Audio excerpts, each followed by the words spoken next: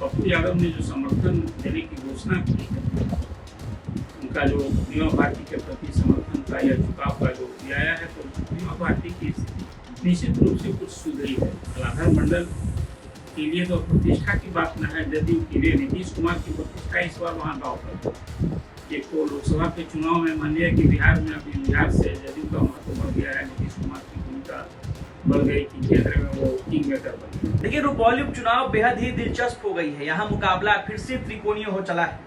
RJD से बीमा Bharti, JDU से कलाधर मंडल और निर्दलीय शंकर सिंह भी पूरी टक्कर दे रहे हैं। लेकिन दिलचस्प तब हो गया यह मुकाबला जब पप्पू यादव ने बीमा भारती को समर्थन देने का ऐलान कर दिया। पप्पू यादव ने सामने आकर ये समर्थन दिया बीमा भारती को और साथ ही साथ लोगों से बीमा भारती के लिए वोट भी मांगा।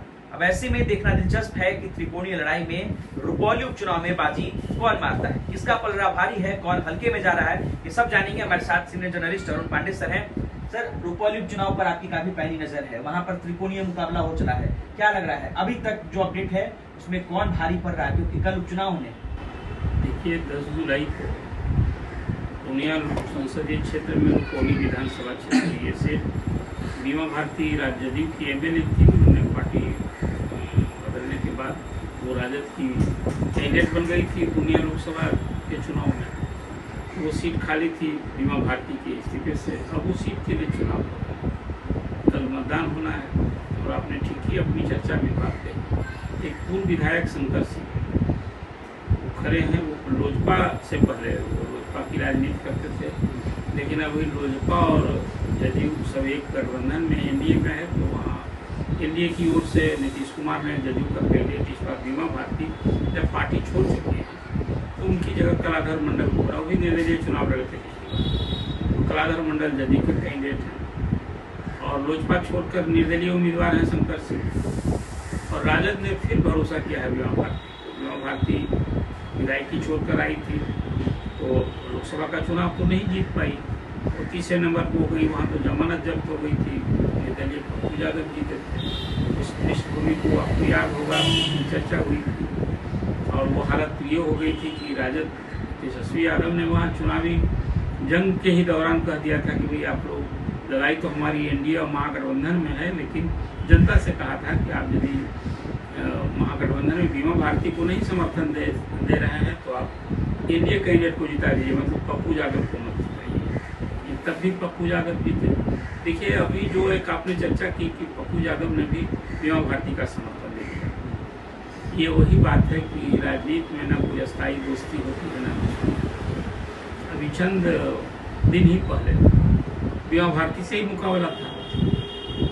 बीमा भारती बिहारी और संतोष कुशवाहा जो सीटिंग एमपी थे जदयू को, उसको हराकर पप्पू यादव एमपी बन गया। उस चुनाव में ये सत्य है कि वहाँ का जो सामाजिक समीकरण है, वहाँ जो खासकर राजद का जो एम्बाई है, मुस्लिम यादव वोट हुई पप्पू यादव के पक्ष में, नेचुरल है कि जीत हुई पप्पू यादव। अब इस बार के चुनाव में वहाँ के देखिए, वो इलाका जो रुपौली विधानसभा क्षेत्र है उसमें गंगौता जाति की बहुसंख्यावादी है, और भी जातियाँ हैं, वह राजपूत भी हैं, यादव भी हैं, मुस्लिम भी हैं, लेकिन एक अच्छा खासा वहाँ प्रभाव है, आबादी है उसकी। बीमा भारती उसी क्षेत्र से आती हैं और 5 बार वो एमपी रह चुकी है। 3 बार तो जदयू की एमएलए, 5 बार एमएलए रही हैं। 3 बार तो वो जदयू की एमएलए रही, 1 बार निर्दलीय और 1 बार राजद।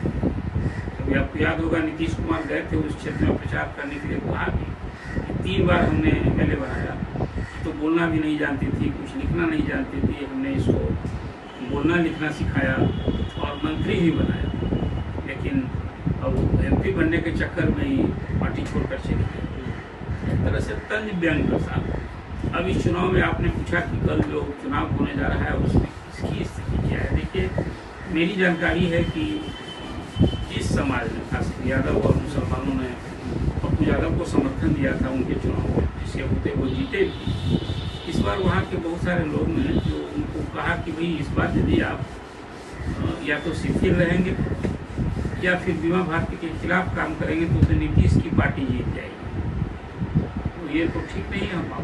आप तो एंटी एनडीए की राजनीति करते हैं, आप कांग्रेस के साथ, तो कांग्रेस के साथ रहेंगे और आपके कारण यहाँ यदि एनडीए की फिर जीत हो जाएगी जदयू की, ये कैसी राजनीति?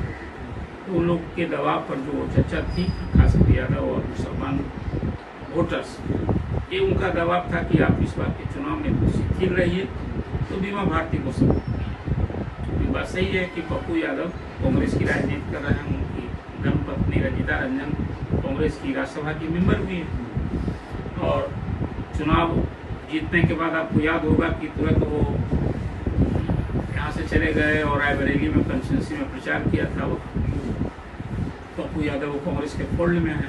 वो तो कह रहे थे कि रुपौली में इस बार कांग्रेस को टिकट मिलना चाहिए, कांग्रेस कैंडिडेट ले लें। उसी तरह से सीपीआई भी दावा कर रही थी। खैर ये अलग बात है, कल के चुनाव में पप्पू यादव ने जो समर्थन देने की घोषणा की है, उनका जो बीमा भारती के प्रति समर्थन का या झुकाव का जो आया है, तो बीमा भारती की स्थिति निश्चित रूप से कुछ सुधरी है।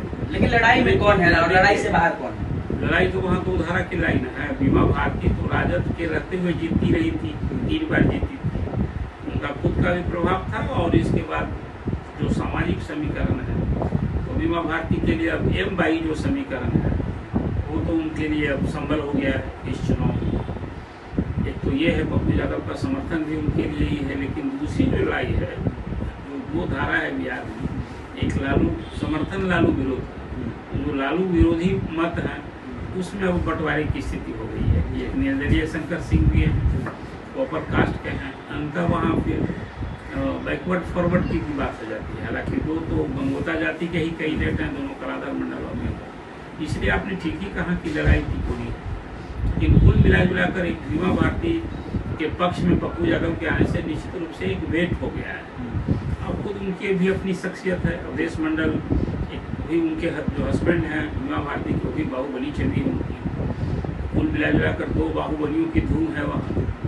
एक वो शंकर सिंह एक्स MLA हैं, एक बार वो भी जीते थे, और दूसरी तरफ फिर बीमा भारती में कलाधर मंडल के लिए तो प्रतिष्ठा की बात न है, जदयू के लिए नीतीश कुमार की प्रतिष्ठा इस बार वहाँ दांव पर है। एक तो लोकसभा के चुनाव में मान लिया कि बिहार में अभी बिहार से जदयू का महत्व बढ़ गया है, नीतीश कुमार की भूमिका बढ़ गई कि केंद्र में वो किंग मेकर बन गए। और रुपौली रही है जदयू की सीट, बीमा भारती ही जीतती रही है, लेकिन 3 बार तो वो जीती है, तो जदयू की प्रतिष्ठा दांव पर है। अब ये देखना दिलचस्प होगा कि इस बार पप्पू यादव के समर्थन और शंकर सिंह के भी चुनावी जंग में होने के बावजूद जदयू अपनी वो सीट बचाता है कि नहीं। कुल मिलाकर अभी फिलहाल ये कहा जा सकता है पप्पू यादव के समर्थन से बीमा भारती का वेट तो बढ़ ही गया है। तो लड़ाई पूरी तरीके से त्रिकोणीय लड़ाई है, लेकिन वेट तो बीमा भारती का तो वेट बढ़ता दिख रहा है इस हिसाब से। चलिए, तो देखिए बीमा भारती का वेट जो है वो एक बार फिर से बढ़ता दिख रहा है, और लड़ाई में बीमा भारती एक बार फिर से आ गई, क्योंकि वो वहां से लगातार विधायक की जीतती रही हैं, लेकिन इस बार उन्होंने पाला बदल लिया है। लेकिन पप्पू यादव के समर्थन मिलने से बीमा भारती एक बार फिर से मजबूत स्थिति में है। वही शंकर सिंह भी कड़ी टक्कर दे रहे हैं, निर्दलीय होने के बावजूद जो है वो वहां पर कड़ी टक्कर दे रहे हैं। और कलाधर मंडल जो कि नीतीश कुमार के उम्मीदवार हैं, उनके लिए भी नीतीश कुमार की साख बचाने की लड़ाई है। देखना है जब 10 तारीख को मतदान होंगे और 12 तारीख को जब उसके नतीजे आएंगे, तो रुपौली की सीट से कौन बाजी मारता है। अनिकेत कुमार, बिहार तक।